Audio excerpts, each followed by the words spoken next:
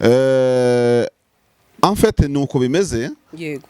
Rero sintekereza yuko nibi turimo kuvuga biri mu bintu byatuma M23 itajya idoha as such, ariko ibonye biri too much, bibonye bikabije, kavuga ariko wa mugani twari kuya abantu rimwe kabiri tugira gute tuvora ikare undi ntacyo akoze. Yego.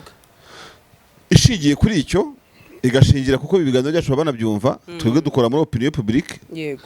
Babumva n'icyo abaturage batekereza, kandi gatera imetero igasanga aho kugira ngo ijye gusinya no kuganira ku bintu nk'iyambariye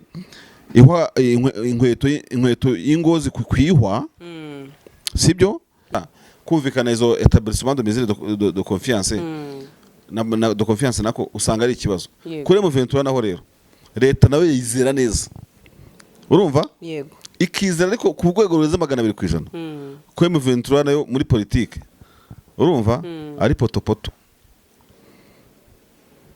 Ku gisirikare navuze nagiye ashatse kuvuga ahantu hamwe buri umwe wese avuga ati uranze nanjye ndakuzi, naho ku gisirikare izindi nyingo sishaka kuzijyamo. Yego. M23 ziko leta arababeshyi, urumva, leta nayo ikamenya ko M23 mu buryo bwa siyasa bigorana. Uzarebe tutagiye kujya kure, M23 ikunze gukomezwa n'amaboko aturuka hanze. Bazizoke y'igihumbi mu mwaka kuki zitakusanyizwa ku mugore umwe ukubaka. Yego. So ibyama biteye gutyo urabitinya rero. Yego. Kuko impamvu ntago baba barwaye intambara militaire, bakomeye militairement kandi barwaye intambara itari militaire.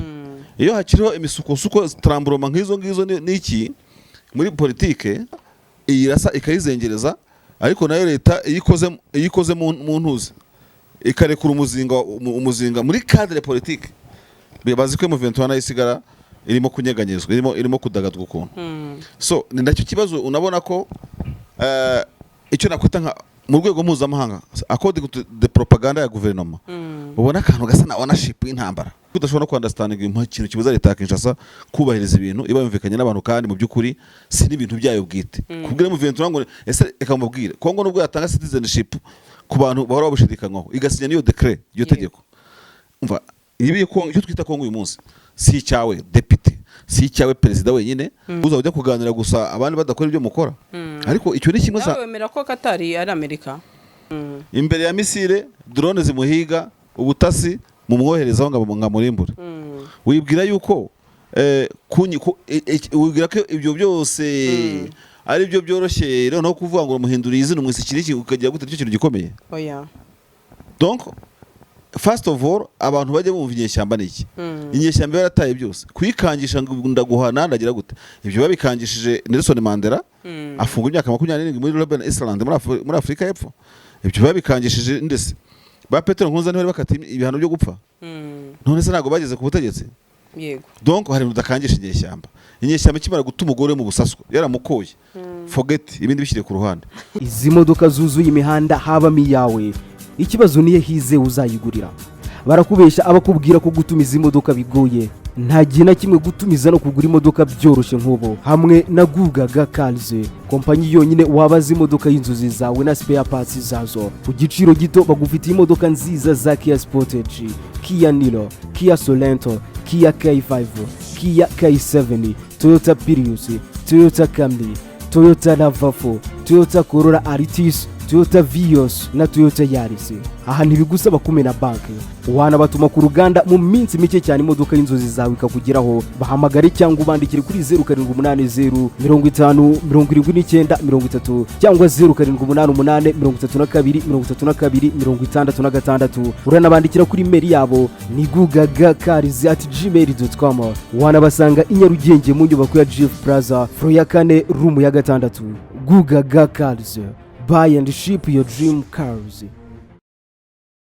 Bakunzi bacu turabasuhuje umurere mu mpande zose z'isi, mwebwe mukunda ibiganiro byacu tubagezaho umunsi kundi. Turabashimiye cyane ndetse mukomeze mukore subscribe kuri Gasaro News.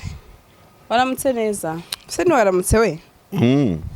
Biterwa naho umuntu ari sha nagari mwaramutse mbanza si bitewe n'ahari ndabana iwacu mu gihugu cy'u Rwanda. Numva izuba ko rimeze nabi. Izuba erega buri izuba n'umugisha ndyo ryeze imyaka. Wewe muzi ngo imyaka yezwa n'imvura. imvura imeze ibimera, yego izuba niryo ryeza imyaka. ubu bantu mu cyaro bameze neza, akavumbi ni kenshi, baranywa ibyo bita amasanga. Urayazi? Amasanga ni ikigage gisindisha, abo umuturage aba yakinyweye akavuga ati ubu nigiyewe. ukurikiye amasanga se urayazi? ni ikigage ndakizi. Bagikora gute Sandrine? Ndagufasha. Vuga procedure yo gukora ikigage. Amasaka. Amasaka yego. Imineke. Urumva ntabizi none. Mu by'ukuri ubonye ikigage. Urwagwa se? Urwagwa rukora bate? Ntago ndunywa, ntago namenye ibyo ntanywa. Aya nayo ibyo ngibyo niyo kumbaza ngo byerikorwa gute? Byeribenwa n'abayinywa, kandi sinywa byeri. Kera mbaza fanta, wenda umbaze juice. Nshobora kuvuga ko nshobora gufata umwembe nkaba nawushyira muri blender nkawusya ikavamo juice nyine iri necu. Ikigage cyangwa amasanga. Ikigage rero kiva mu masaka. Amasaka bakayahungira bakayashyiraho ivu, yego, bakabanza bakayateguramo agahita ahinduka icyo bita amamera. Amamera ni amasaka yahungiwe, yego, bakayasya bisanzwe. Hanyuma rero bakaza gushyushya amazi, yamara gushya yafu yavuye mu mamera bakayishyiramo, yego, bakayikoroga. Baba barimo bakora ikigage, yego, bakaza gushyiraho umusemburo bashaka ko kiba gisembuye cyangwa kikaba nyine kidasembuye, icyo bita ubushera. Naho nta mineke ijyamo. Imineke iba mu rwagwa. Wakishe ku manota 10 Sandrine akabonye amanota 3.2. Nacyo. Aba 5.2. Icya kabiri kirimo ariko. Icya kabiri kirimo. Ariko iyo bishatse wanarushyishyiramo imineke. Nje yari umuntu nzi n'ukuri ubushize akoze ikigage agashyamo umuneke. Nuko byakwitwa inturire. Ese inturire ni inywebwa? Ntago ari ikigage ariko. Inturire iva mu kigage ko ntago inturire ari intuza. Ni process itangira gutyo kandi nyine wihangane. Uzagenda ubimenya gahoro gahoro. Wageze ujya nk'umuntu uzi gusura abaturage kore ukuntu babikora. Uzi ukuntu umuco wacu ari mwiza buriya. Sha. Narabasuye aho bakora ubushera. Aho bakora ubushera. Muri make ibyo utarya n'ibyo utanywa ntabwo wowe wabijyamo. Sha ndagufashe koko. Oya nabijyamo pe, none se kwa nabinywa bivuga ko nagira inshuti zibinywa. Ubu rwago ndugwe se narunywa. Buriya hari umuntu ubona nk'umudepite akaba ministre akavuga ati muri weekend ninywera agashira kanjye, ninywera umusururu wanjye uvuye ibyumba, niyo nganiraho n'abagabo. Yes. Ukabona ni sawa. Burya impamvu mvuze gutya hatagira uvuga ngo bitubangana bya giturage niki. Hari n'abanyamugi nakuriye muri quartier bita y'abanyabyumba hariya kuri ruhuro ya Muhima. Yego. Ariko ibyo byose baranabyikoreraga niho nagiye mbimenyera. Bahitaga mu banyabyumba kuri ya ruhuro iva kuri gereza ijya la fresher. Yego. Bahitaga ku banyabyumba. Hanyuma ikindi ubutanza kubaza icyo bita ubugoro nibo buzi. Ubugoro subwo nabumenya. Ubugoro ntabwo buzi namba. Numva gusa abakecuru n'ababuryo. Abakecuru abo bavuza abamisi n'abasiriye kwine. Hari umuntu wagiraga vuba witibwe bwarakije mu biryogo gumaranye. Sindibonaho ndibunyure. Ukabona amavuva bitaraparitse ko baje kugura ubugoro. Ubugoro babushyira mu kanwa. Ni igikamba bakoramo itabi bakabukura ukuntu ukajya bashyira mu kanwa bakajundika akarenzaho. Ko bitaveta gatazamura fima kitara perfume. Aka kantu nkazanye abantu bakitirira abaturage ibintu kandi turabisangira twese. Impamvu mazanye makano nkakariye. Abantu barya ubugoro turabasuje muri hose muri abugoro. Wabwirwaga n'iki se karibwa agiye kugura? Uwo muntu twibazaga ikintu acuza na dira akora. Tuza gukoresha uburyo nyine tugomba kubimenya. Ega burya ushobora kufite igipangu. Hagazamo imodoka meza buri gihe. Wabyafata umwaka imyaka 2. Nawe urayibona nyine abantu bagenda bamenya impamvu wagwane. Ariko nta cyaha bugize. Ubugoro bavuga ko ni itabi rifite ubukana bukomeye. Sure. Kiriya gikamba kitaba yateniwe. Buriya nubwo aya mataba abantu banywa anyura mu nganda kandi akanavuga ko afite uburozi. Bakanabyandikaho. Fata itabi ryo ritanagize rikiri umwimerere. Bashyizemo imitumba n'ibiki byose byo bita amagadi. Bagakora ubwo ntabwo bwemewe n'icyo byabwenge. Kandi umuntu waburiye. Niyo mpamvu nyine na Range Rover akayiparika. Abari nk'ikiyobyabwenge nyine kuri we. Bagatera ikibazo ku menyo. Umuntu warya ubugoro ahantu ashobora gucira ni kibari ikibazo muri make. Utuntu nk'utwo nyine ubugoro ikigage ni ikintu umuco tuba tugomba kubivugaho nta kibazo. twikomereze mu makuru hari byinshi igenda nungukira kuri Mashari unyungukiyeho ubugoro ugera itabi ubu ngubu iyo ni inyungu neza ko cyose ushyira muri sansiri negative ubu se sinungutse ikigage yawe ntacyo wungutse nungutse ko oya ariko kiramwebwa uvuze gutyo ari wowe cyakujije waba ugiciye amazi ikigage cyo nese ari ku bugoro nungutse n'ubugoro oya yagomba ko uyatayemo uyatayemo pe ariko igahanga baraba ku isoko uzareka nitujya igahanga kuri ya randevu urumva urandagije pe nzakunyuza ahantu nkwereka ubugoro siriyasi nzabukwereka buzashekeje cyane nawe ufite kampani y'ubucuruzi kampani icuruza ubugoro yakira ariko nyine byaba ari hatari kugira ngo iyo gutanga umusoro muri RDB ngo narekeshe ubugoro byakugora ntabwo igihugu cyabyemera mashambari tukajya mu makuru tukareka Marsha rero twinjire mu makuru nibiba bikenewe n'ubuzima aho M23 ngo kujya muri Doha noneho byadogereye byadogereye ibyo kujya mu biganiro ashwi ukabona ibi ngibi kandi ubushize babivuze ati muzajyayo ye ku gitutu uko byagenda kose muzajyayo ariko M23 noneho bivuze ati mugomba kwihagararaho byarangiye koko bisa n'ibibaye wasanga ari nanjye n'abasa nanjye batumye itajyayo ikavuga utari ko wa mugani agasuzuguro kabari abajama n'agasuzuguro ka leta ya Kinshasa turinda tujya kwihindura amenyo y'abasetse kubera iki reka M23 n'abantu cyane ubundi bashobora no kumva banajyayo batarabona n'izo mbohe yego kuko imbohe ni kimwe nta nubwo imbohe ari byo baganiraho ni ukubaka icyizere hagati y'abaganira sintekereza ko ikintu kitari ingingo nyamukuru kuri M23 cyayibuza kujya mu biganiro ntabwo imbohe ziri mu ngingo nyamukuru kawaida muri modalité de médiation y'ubuhuza n'abantu baganira bafite amakimbirane bizya établissement de confiance ni ikintu biri adamant ntabwo ubundi ari ibintu bigirirwaho impaka no kuko ntabwo ari ibintu byakagombye kuvanga ibintu ndabyanze ndabyanze abantu bajya baseka M23 ko ari kwezira mbohe wenda byari kuba byiza iyo weza ko exchange imbohe nabikeneye ibyo ni ukuri kwamye ntacyo nabihinduraho ariko urabutse unabikoze hatabaye exchange yego ubishaka yabyumva kubera ko ntago ari ingingo imwe mu ngingo ziganirwaho watsinzwe ahubwo ni obligatoire yego ko ujya kuganira n'umuntu utakimwita ko ari ikihebe that's one yego kujya kuganira n'umuntu disons muri umunawe atarimo muri torotire muri makara yego kugira ngo muganire atavuga ati muvane wanjye mo kuborezwa igufa ubwo muri camaraderie aba kamarade y'amashyakura byumva muvane w'umuntu n'umuntu basangiye icyama yego none undi akaba ziri impamvu y'icyo cyama en fait ni uko bimeze yego rero sintekereza yuko nibi turimo kuvuga biri mu bintu byatuma M23 itajya idoha as such ariko ibonye biri too much bibonye bikabije kavuga atari ko wa mugani twari kuri abantu rimwe kabiri tugira gute tuvora ikare undi ntacyo akoze ishigiye kuri icyo igashingira kuko ibiganiro byacu banabyumva twebwe dukora muri opinion publique yego babumva n'icyo abaturage batekereza kandi gatera imetero igasanga aho kugira ngo ijye gusinya no kuganira ku bintu nk'iyambariye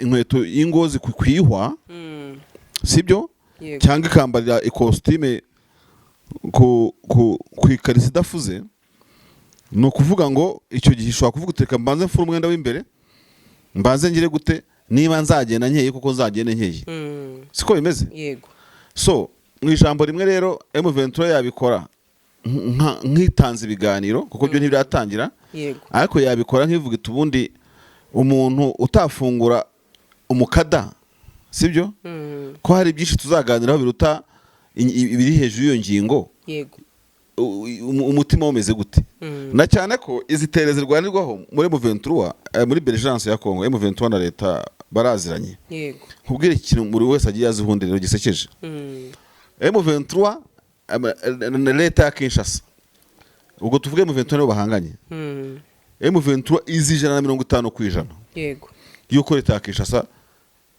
kwigirira icyizere ari kwibeshya kuko isaha n'isaha yahindutse Sun City baba ruberwa bari ba vice president yahindutse patati byinshi ni ikibazo ifite icyo cyizere 150% hanyuma rero aho si kuri leta ya Kinshasa yego kugira na contrat na leta ya Kinshasa kumvikana izo etablissement de mesure de confiance de confiance nako usanga ari ikibazo Yego. kuri M23 naho rero leta nawe yizera neza urumva yego ikizera ariko ku rwego rurenze 200%.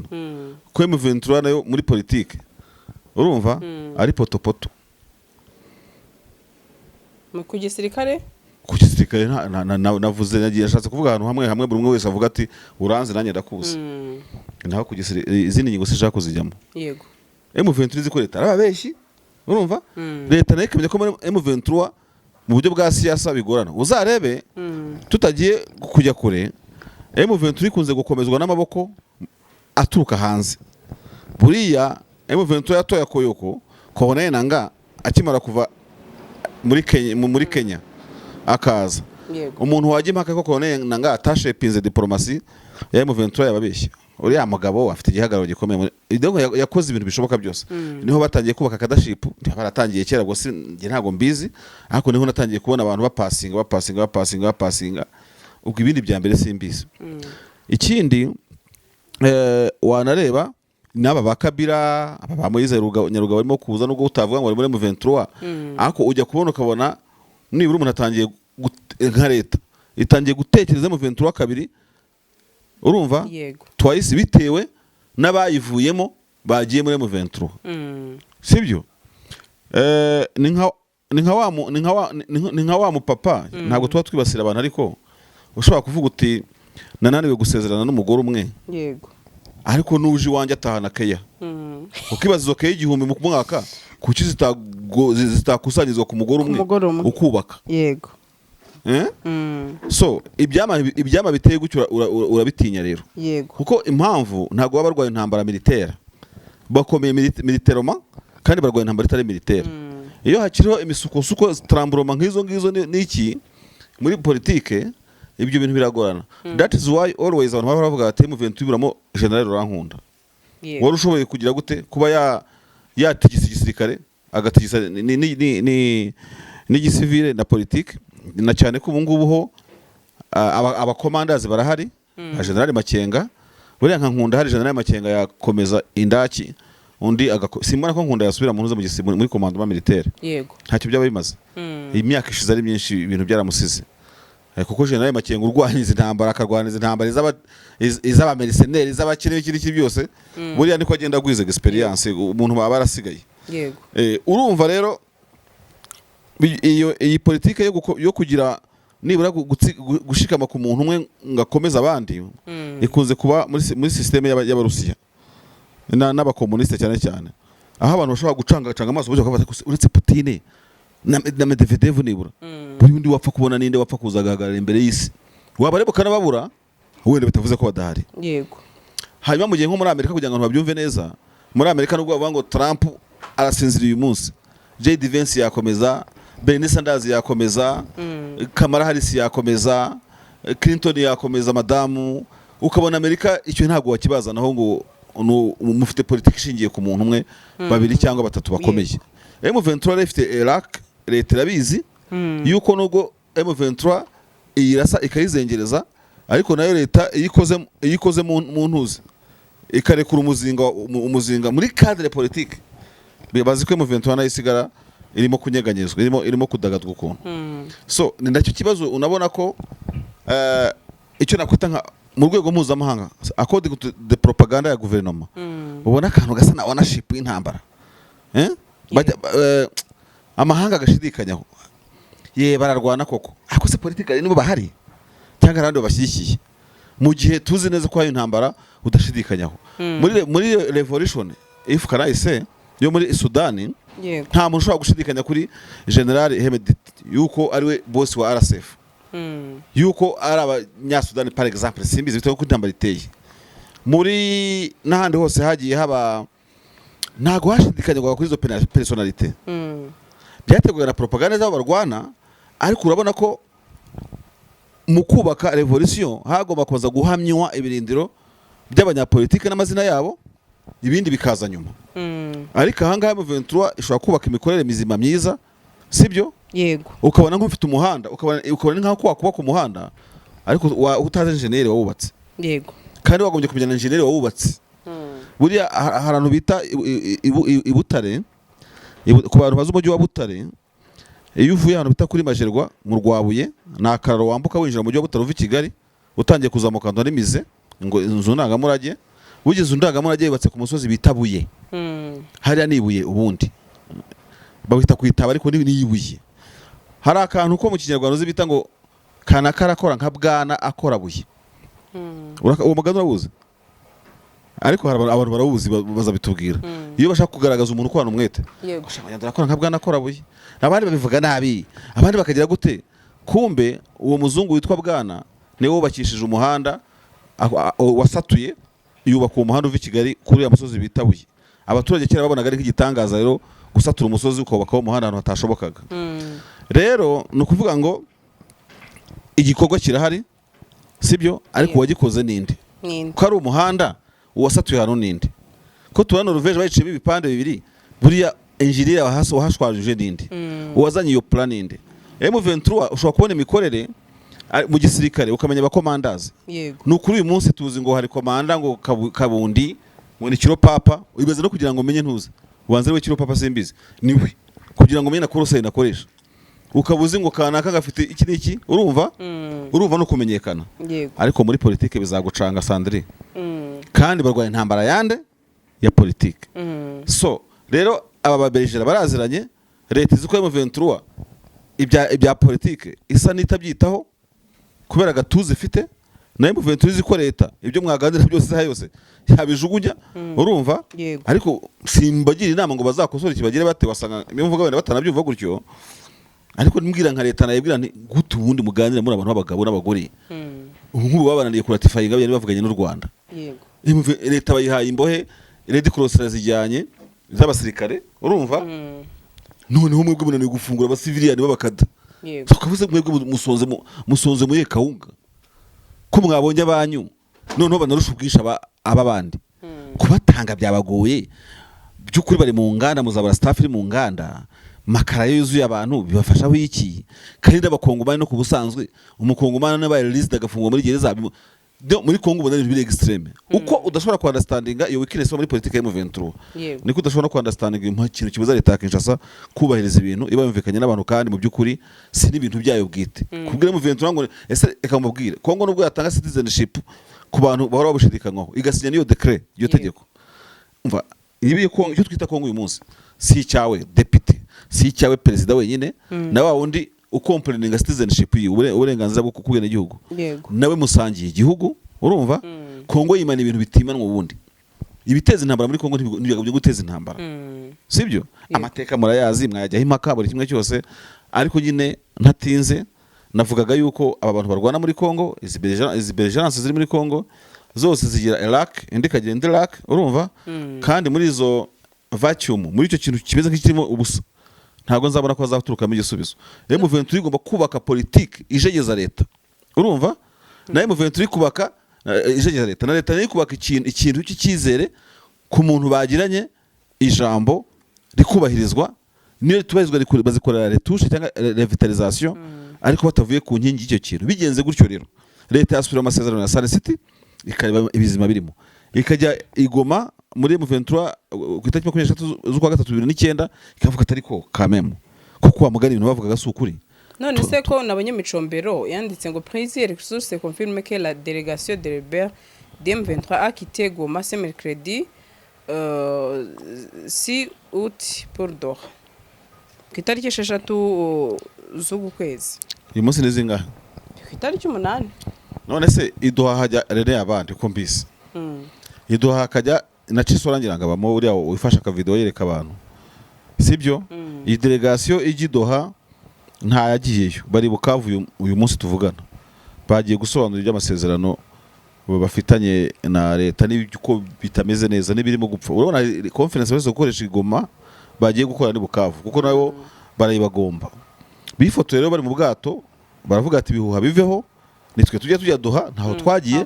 There is no delegation of M23 in Doha, Qatar.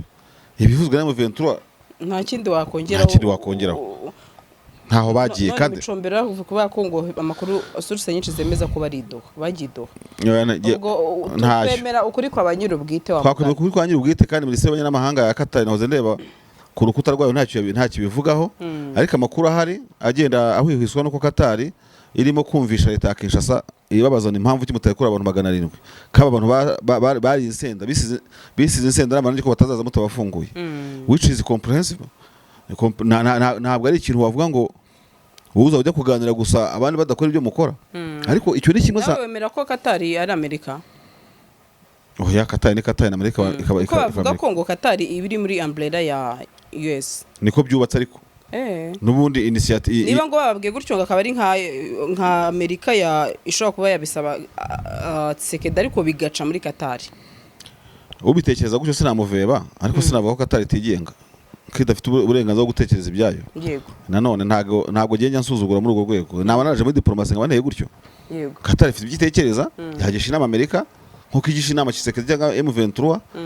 Icyo ntabwo najya kwiveba ngo nyisige ntuza. Yego. Noneho ariko icyo navugaga nashaka kongeraho akantu gato kavuga ngo ubundi byavuzwe ko muri Doha 5 kuko Doha iri pfapfana ni ya 6 bivuga ko no gusinya zira accord de principe harimo agasuzuguro k'Abanyamerika n'Abakatari babona abantu nk'abantu batuzuye hari sinzi uko nabivuga babasinyisha ibintu birimo ingufu batabanje gutekereza batabanje kugira gute ku buryo pressure iba ari hejuru nta nubwo ari mudu nziza umuntu wagiye mu biganiro bishobora kuba abantu baze batekereza Doha kugenda bakasanga bagasinya gira gute ibintu nk'ibi ngibi ibyo sinya rero utagize mu ruhare yanatuma zino nyeshyamba definitely zivugazina naho tuzanagaruka niba tuza mukato ibyo byose abantu bazamena umuceri mu gihe kiri imbere batubwiza ukuri bose mumva ni muri Qatar mukumva ngo nabantu bakomeye mukagira ngo iteka ni pressure sidacyura ababyeyi babo bari mu buhungiro iyo ngi ishobora gukunda nibitagarura wawe ufunze ikaba idacyura wawe uri mu nkambi y'impunzi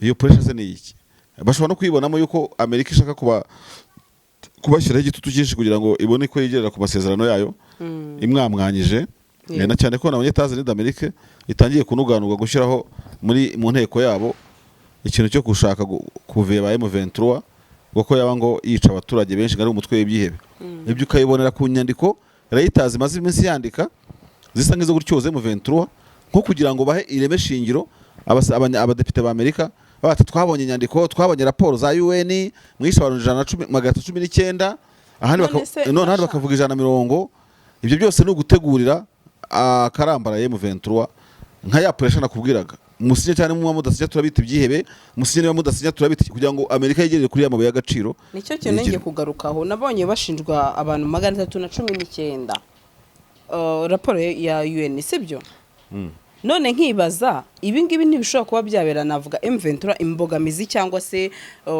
nk'ihwa mu kirenge ariko M23 buriya impamvu ubona hari ibihugu ku isi hafi 200 ushaka gusanga bimwe mu bihugu bifite imitwe y'inyeshyamba muri ibyo ngibyo ari nka 3 no kubera ko gushinga umutwe w'inyeshyamba no gutwara butagirwa na bose naho ubundi bugirwa na bose ibihugu byinshi babisanga inyeshyamba zirevandika ibyo zirevandika kuko nta gihugu kitagira revendication ariko umuntu watinyutse ku isi yego agata umuryango agata amashuri yego akaza kurwana mu nyeshyamba akerekana manifesto y'Icyarwanda cyangwa se akaba afite impamvu arwanira yego imbere y'amabombe amuri imbere ya misile drone zimuhiga ubutasi mu mwoherezaho ngo ngamurimbure wibwira yuko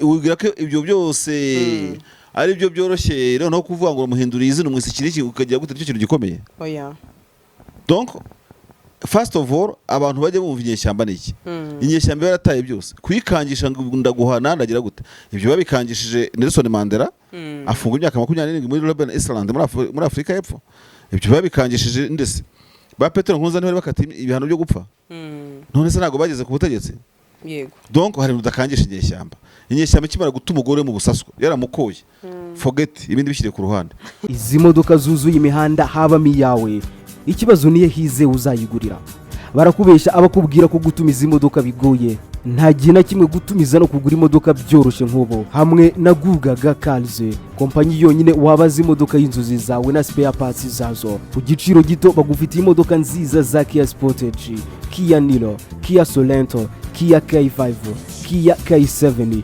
Toyota Prius, Toyota Camry, Toyota RAV4, Toyota Corolla Altis, Toyota Vios na Toyota Yaris. Aha ntibigusaba kumena banki, wanabatuma ku ruganda mu minsi mike cyane imodoka y'inzozi zawe ikakugeraho. Bahamagare cyangwa ubandikire kuri 0780 50 79 30 cyangwa 0788 32 66. Uranabandikira kuri mail yabo ni gugagacars@gmail.com. Wanabasanga i Nyarugenge mu nyubako ya GF Plaza floor ya 4 room ya 6. Gugaga Cars, buy and ship your dream cars.